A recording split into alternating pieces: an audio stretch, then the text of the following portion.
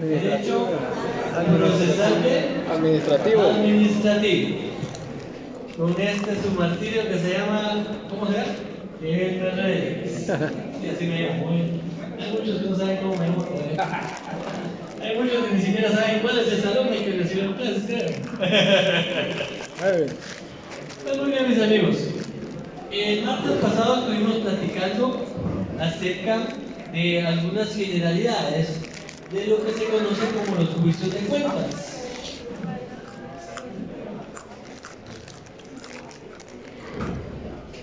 De lo que se conoce como los juicios de cuentas.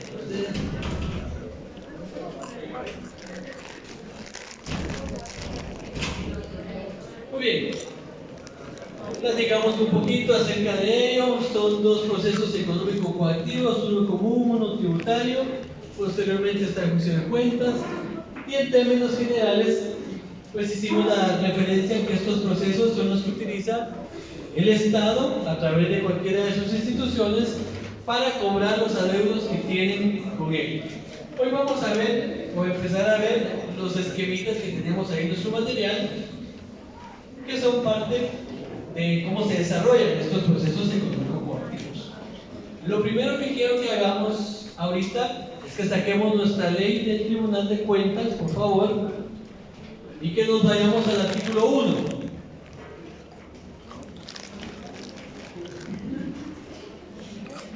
Artículo 1. ¿Alguien que tenga por ahí el artículo 1? Estás derogado, Dick. Del 1 al 32. ¿Empezamos en qué artículo? 32, 33, lo recuerdo yo. 33 para arriba. Va. No es que su ley tenga un error, no es que se la hayan vendido mal, no es que lo hayan estafado, no, así es la ley. Así es la ley, oye, no vaya a ir a reclamar porque usted va a quedar en vergüenza. Así es la ley. ¿Por qué los primeros artículos del 1 al 32 están derogados? Porque estos artículos regulaban algunas cuestiones relacionadas con la Contraloría General de Cuentas. Como esta ley del Tribunal de Cuentas es bastante antigua, posteriormente se creó la ley orgánica de la Contraloría General de Cuentas y ahí pues ya se regularon algunos aspectos propios de la institución y se derogaron todos los artículos del 1 al 32 de la ley del Tribunal de Cuentas. Por eso es que aparece así. En algunos ejemplares aparece artículo 1, derogado artículo 2, derogado artículo 3. En otros ejemplares una vez empiezan de 33. Pero les hago esa anotación para que ustedes no se vayan a hacer bolas. Oye, si en su examen pregunto algo del artículo 25, pues ya saben que eso no es cierto. No voy a decir sí, eso no pensé que sea, ¿no? Bueno, en esta ocasión vamos a tener una participación especial ahí para platicarnos un poquito acerca del proceso económico coactivo común. Y aquí nuestro distinguido amigo Miguel se va a animar hoy a exponernos acerca de él. Como acá yo entonces no doy bueno, así que vamos bien. ¿Qué tal? Buenas noches. Noches. Buenas noches, gusto saludarlos. Vamos a ver un poco el tema de los procesos, pero creo que es importante iniciar con qué son los procesos de ejecución. Y yo les traigo acá una pequeña definición, que sería que estos tienen como finalidad que mediante requerimiento judicial se haga cumplir un derecho previamente declarado o establecido. Eso sería a rango general, ¿verdad? ¿Qué son los procesos de ejecución? Muy bien. Y tenemos, ustedes lo pueden ver en su folleto, nos tocaría el punto 2.3, si no estoy mal. El 2.3 de su folleto. Y iniciamos con qué clases de procedimientos económicos coactivos existen. Y existen dos. El primero sería, cuando digo proceso o procedimiento me estoy refiriendo a lo mismo, solo para que tengamos claro esto. El primero sería el procedimiento económico coactivo regulado en la ley del Tribunal de Cuentas, o bien se le llama económico coactivo común. Ese sería el primero. Y el segundo, el económico activo regulado en el Código Tributario o económico activo tributario. Muy bien. Entonces, vamos a hablar un poco de, saquen su ley de Tribunal de Cuentas, por favor, si ya lo tienen por ahí a la mano. Este sería el decreto número 1126. Y pues es importante recalcar como dato, el Tribunal de Cuentas está conformado no por la forma que establece esta ley. ¿Por qué no? Porque esta ley es muy viejita. Esta ley es de 1956. Entonces ha pasado ya bastante tiempo. Y como se integra, es como lo establece la ley del organismo judicial. Y los requisitos son los mismos que para ser magistrado. Y eso se encuentran en la Constitución, ¿verdad? Entonces, como dato, creo que es importante tenerlo y saberlo. Muy bien, entonces dirijámonos por favor al artículo 45 de la Ley del Tribunal de Cuentas.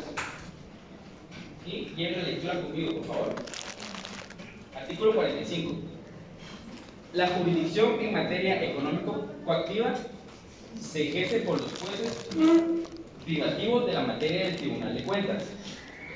En el departamento de Guatemala, por los jueces de primera instancia,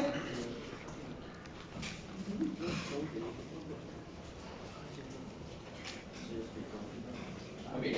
Segundo párrafo, tiene como fin exclusivo conocer los procedimientos para obtener el pago de los adeudos a favor del fisco. Ojo ahí con eso. Cuando nos referimos a favor del fisco, nos referimos al proceso económico activo tributario. Si lo pueden apuntar, si lo pueden subrayar, importante saber.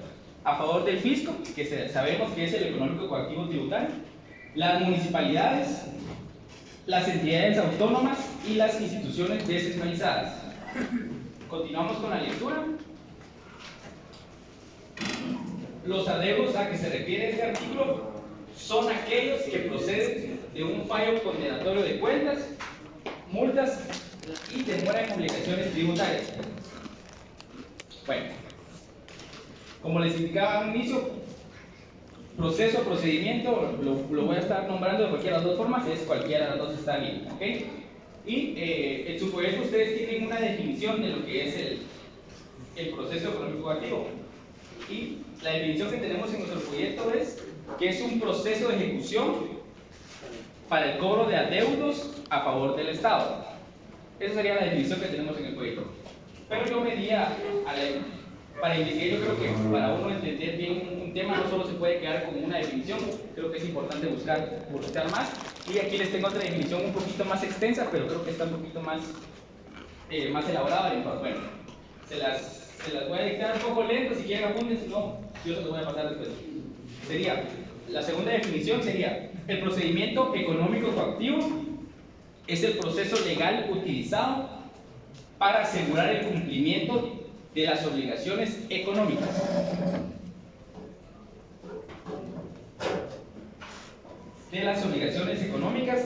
Declaradas o establecidas en juicios de cuentas,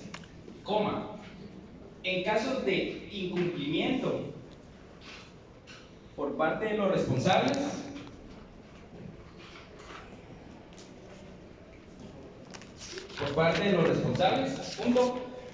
a través de este proceso, las entidades responsables de la ejecución,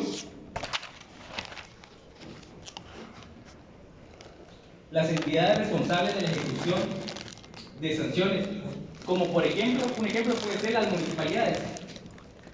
Ese es un ejemplo. Puedan obtener el pago de deudas, multas y sentencias firmes. Ahora bien, con las dos definiciones que les dije, se hago una pregunta: ¿cuándo procede el proceso económico coactivo?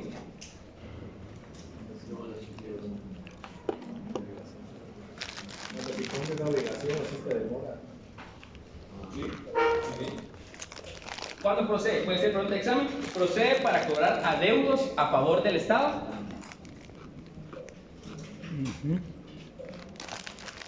Procede para cobrar adeudos a favor del Estado, sus entidades descentralizadas y autónomas, y un fallo condenatorio de cuentas. Eso está en la definición que les di, pero eso puede ser como pregunta, ¿verdad? ¿Cuándo procede el proceso económico coactivo? Bueno, bien, bueno. Entonces entramos un poquito en lo que es el proceso como tal, el esquema. Por favor, acompáñenme antes al artículo 82 de la Ley del Tribunal de Cuentas.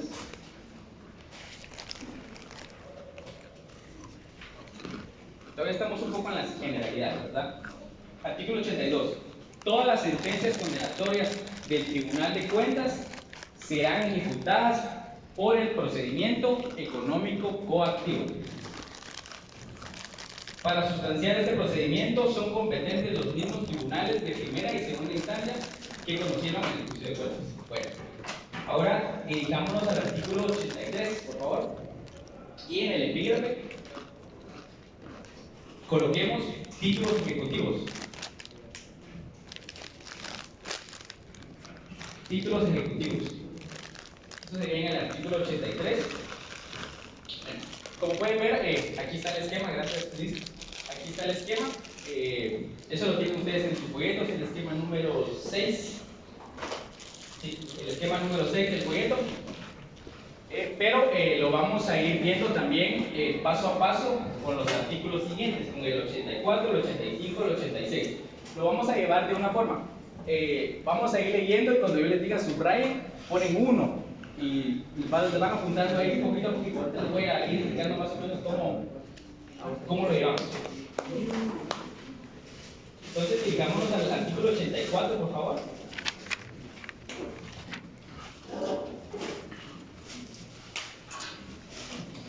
Bueno, llevemos la lectura, por favor.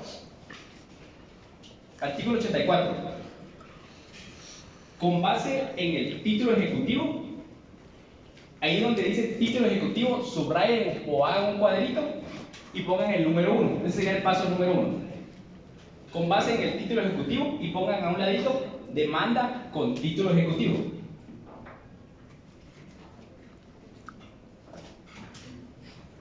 Con base en el título ejecutivo, ponemos el número 1, se dictará resolución mandando requerir de pago al obligado. En la palabra requerir sería el paso número 2 y colocamos requerimiento de pago.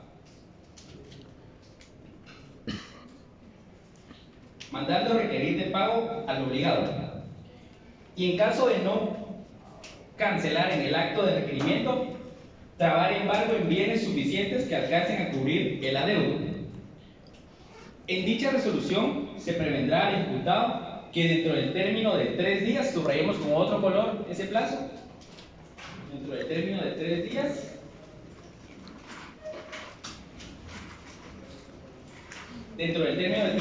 debe manifestar su oposición. En oposición, subrayemos, y sería el paso número 3. Póngale ahí un numerito, un 3. Y colocan a un lado audiencia al ejecutado por plazo de 3 días, que sería acá, audiencia al ejecutado por 3 días. Pero aquí como lo vamos leyendo juntos, vamos un pasito adelante, pero así vamos llevando bien los pasos. Entonces sería el tercero. En su oposición, subrayen y ponen el número 3. Bajo percibimiento de continuar el trámite en su rebeldía.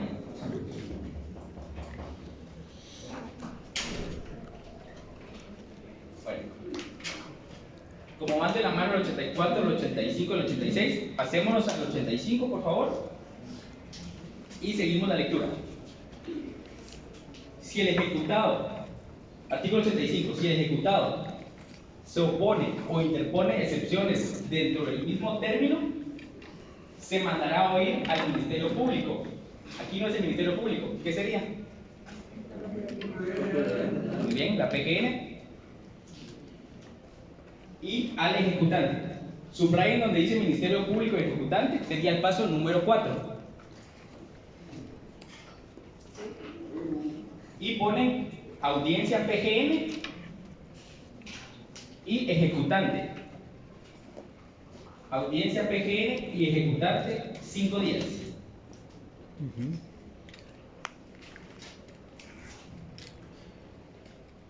Ministerio Público y al ejecutante por el término de 5 días. Y subrayamos con otro color el plazo. Plazo de 5 días. Ahora nos ubicamos en el artículo 86.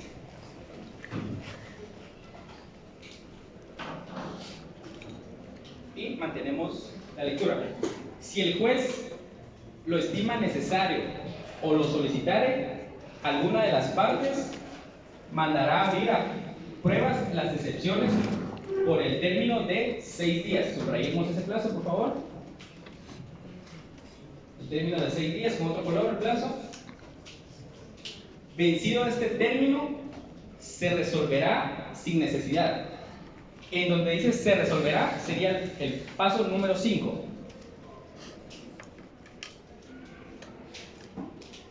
Y colocamos prueba por un plazo de 6 días. En se resolverá.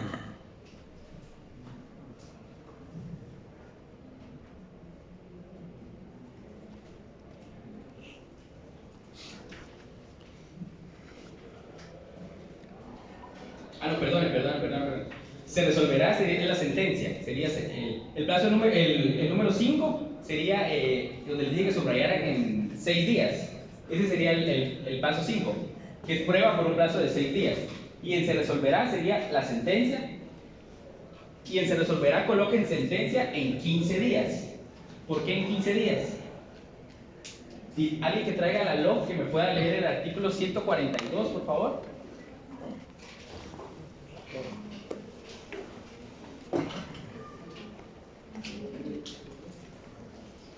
$142. Plazo para resolver. Las providencias o decretos deben dictarse a más tardar al día siguiente de que se reciban las solicitudes. Los autos dentro de 3 días. Las sentencias dentro de los 15 días después de la vista. Y esta se verificará dentro de los 15 días después de que se determine la tramitación del asunto, salvo que en leyes especiales se establezcan plazos diferentes, en cuyo caso se estará a lo dicho en esas leyes. Ahí estamos. Muchas gracias. Bueno, lo indica en el artículo 142 de la LOC, que es, por eso es que son 15 días. Entonces hagamos ahí la anotación, mándenos al 142 de la LOC. Bueno, entonces, recapitulando un poquito, tenemos lo que son 6 pasos en esos 3 artículos. Ese es el esquema. En esos 3 artículos está el esquema que acabamos de ver. Aquí está un poquito más explicado, pero está en esos 3 artículos.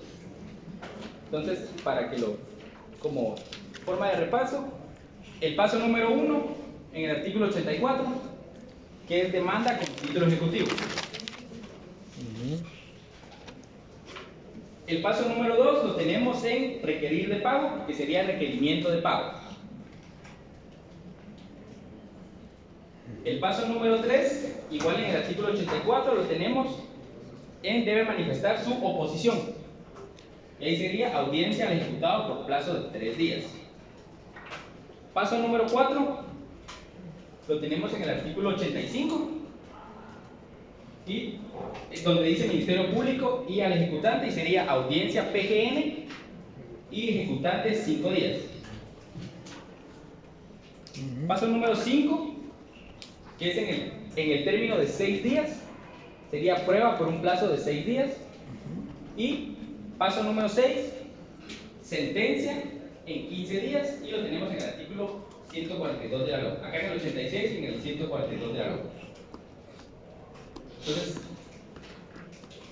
eso fue el esquema, eso es el esquema. Aquí está, como lo tienen ustedes en su folleto, es el esquema número 6. Prácticamente lo que leímos en esos artículos es el esquema. Estos esquemas son bastante cortos, este juicio es bastante corto. Ahora bien, yo les pregunto, ¿procede apelación en estos casos? Sí. ¿Correcto? Sí, procede apelación en la sentencia. ¿Dónde lo encontramos? En el artículo 88 y 89. Entonces vamos a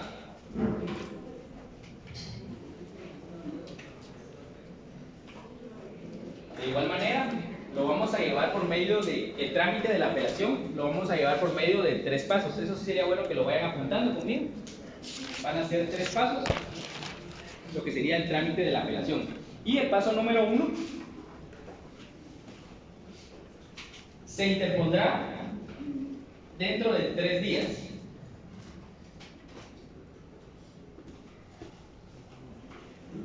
Y eso lo encontramos en el artículo 101.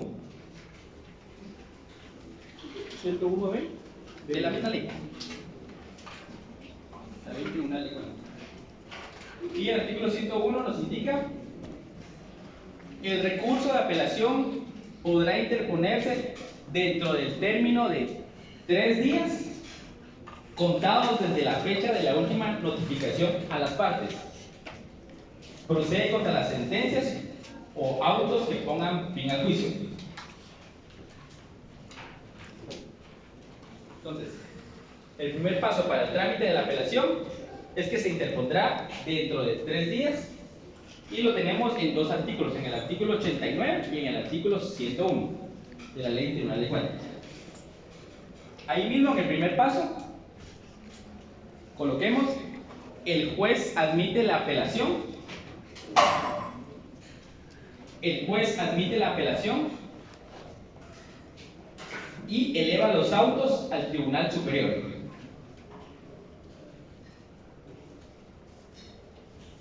Y eleva los autos al Tribunal Superior. Ese sería el primer paso para el trámite de la apelación. Segundo paso: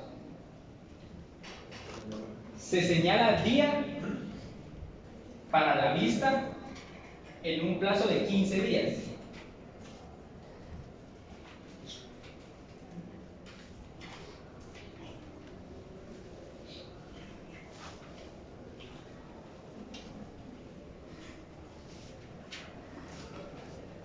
Y esto lo encontramos en la última línea del artículo 89.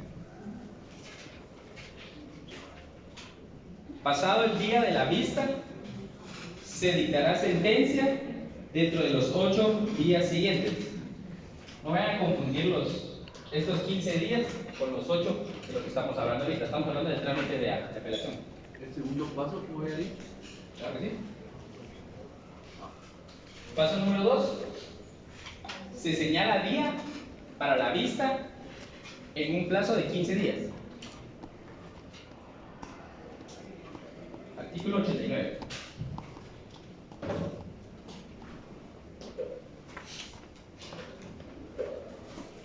Y como tercer paso, se dicta sentencia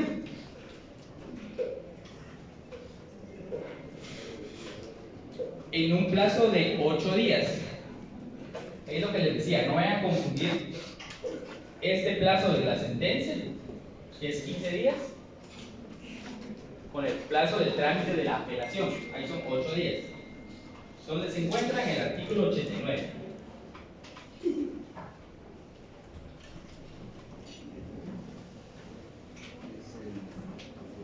¿Estamos? Esos serían los 3 pasos para el trámite de la apelación. Se interpondrá dentro de 3 días, el juez lo admite y lo eleva al Tribunal Superior. Segundo paso, se señala el día para la vista en un plazo de 15 días. Y tercer paso, se dicta sentencia en un plazo de 8 días. Ese es el trámite de apelación.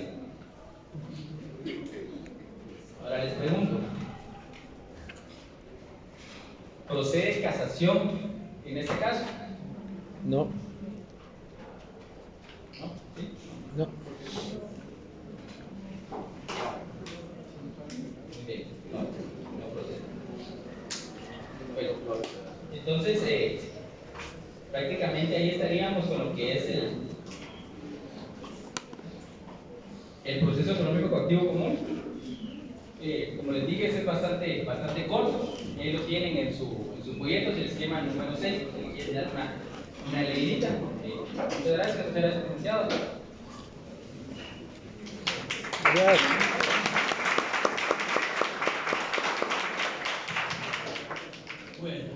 Muchas gracias, Miguel. Por lo menos ahí van perdiendo el miedo, ¿no? Ustedes. Bueno, todavía no nos vamos. Esperen, La de... todavía no. Hay otro par de aspectos que yo quiero mencionarles del proceso económico coactivo común. Para ello yo quiero que nos vayamos al artículo 103 de la Ley del Tribunal de Cuentas. 103 de la Ley del Tribunal de Cuentas. Bueno, y hay que regular.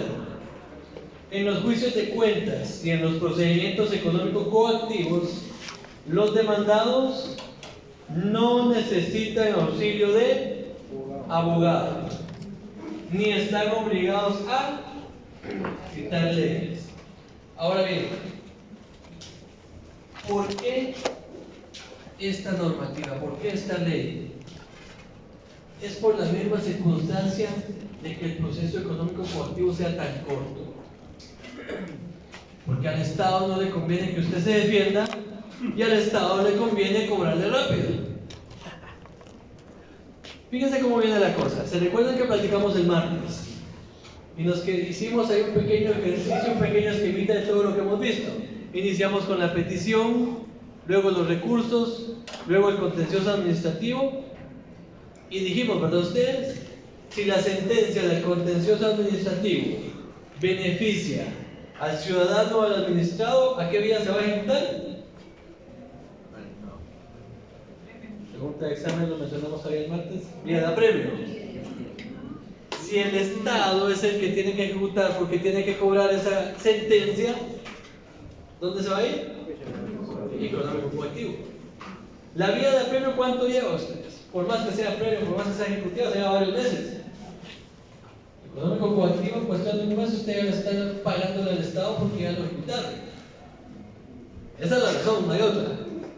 Y acá en estos procesos, si ustedes se dieron cuenta, si el demandado no asume una actitud, nada que lo declaran rebelde, se lleva al proceso, no. Si no asume una actitud, una vez se va a sentencia y lo ejecutan. ¿Se dieron cuenta de eso? Ni modo va al Estado, le conviene cobrar. Por eso son estos procesos tan cortos. Son 5 o 6 pasos.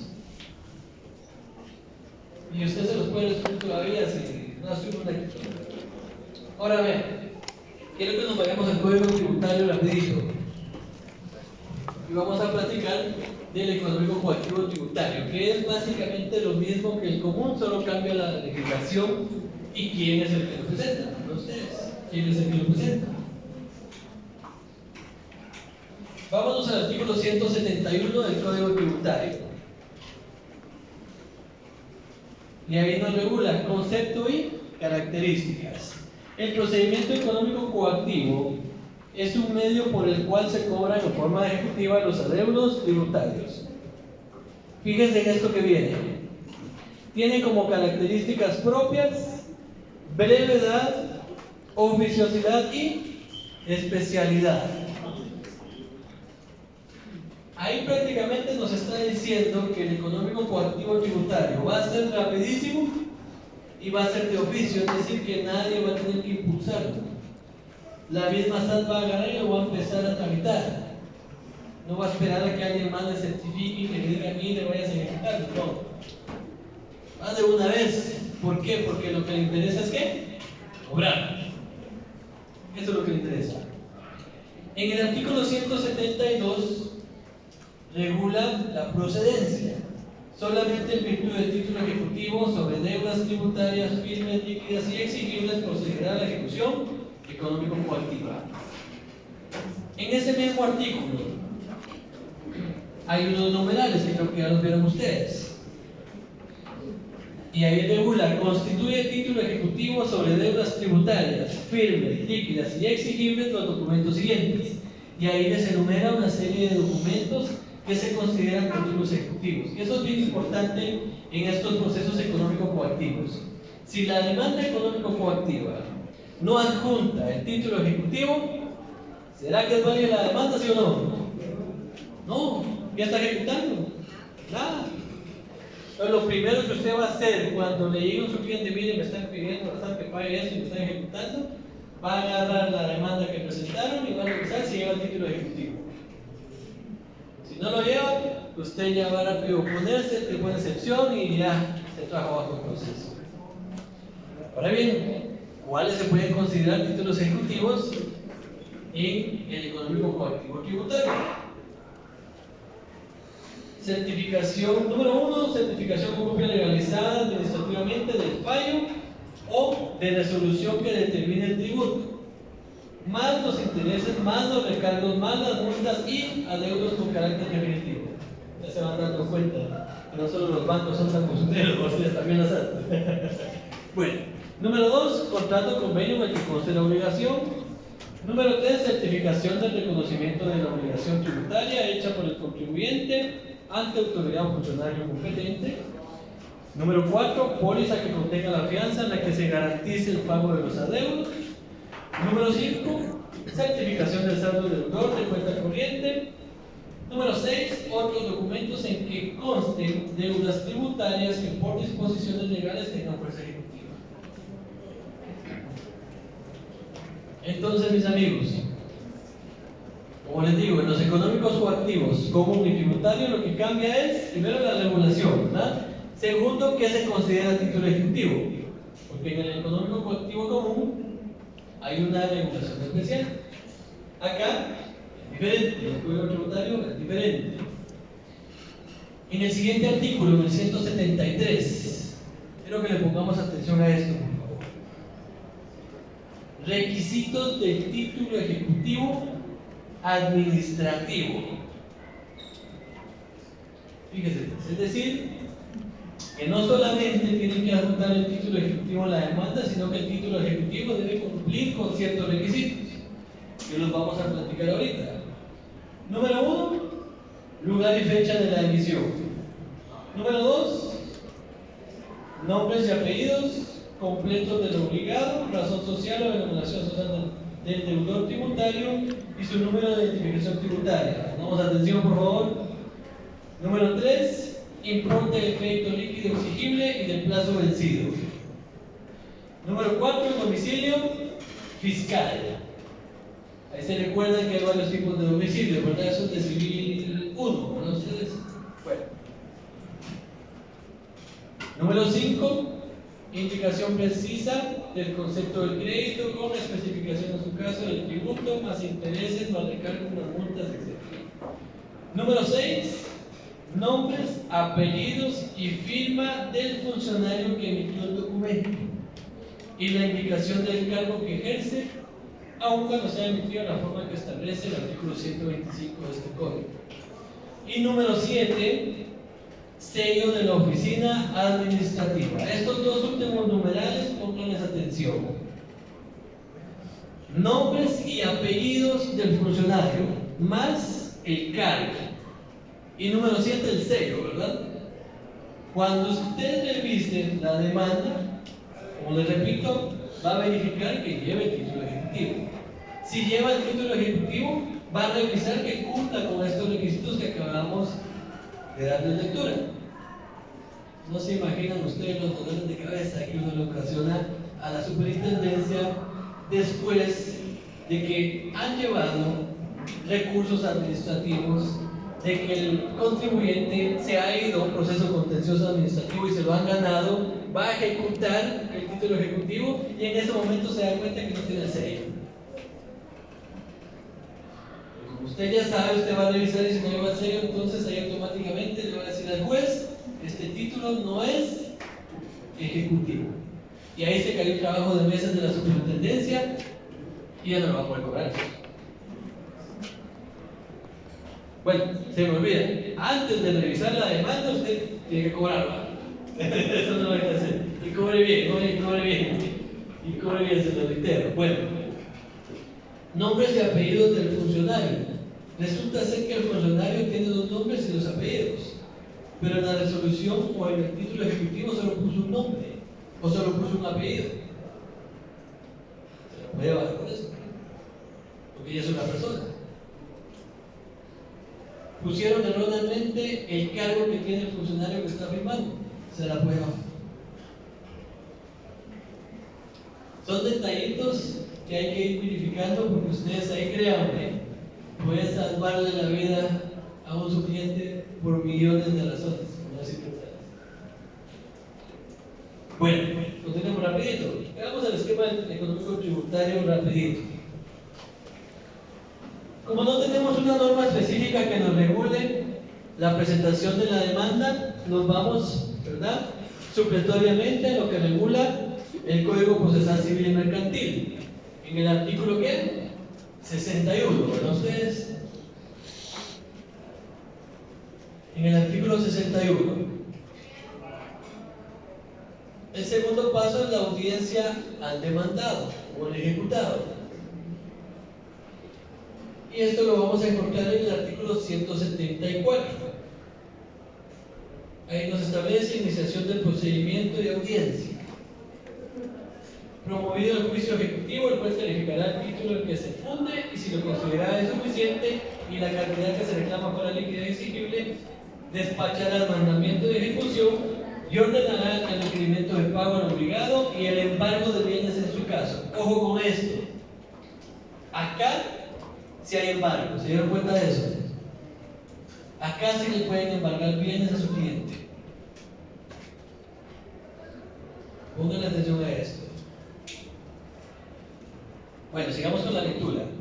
En la misma resolución dará audiencia al ejecutado por el plazo de 5 días para que se oponga o haga valer sus excepciones.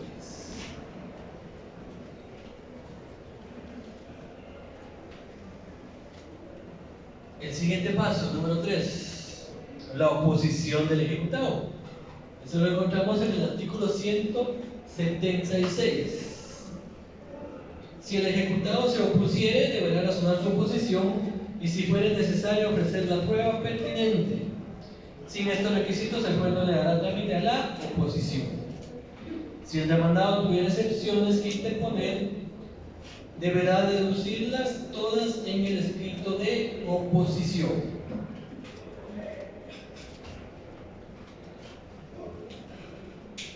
El siguiente paso, el juez oirá por 5 días hábiles a la administración tributaria, es decir, audiencia a la superintendencia de administración. O sea, aquí cambia. En el económico coactivo común, la audiencia que se le da a la Procuraduría General de la Nación. Acá se la dan a la SAT. Aquí ya no, ya interviene la Procuraduría General de la Nación. ¿Y por qué no interviene? Porque ni modo va a dar PGN, no va a decir, dame un poco. Lo que le conviene al Estado es cobrar. Insisto. Bueno.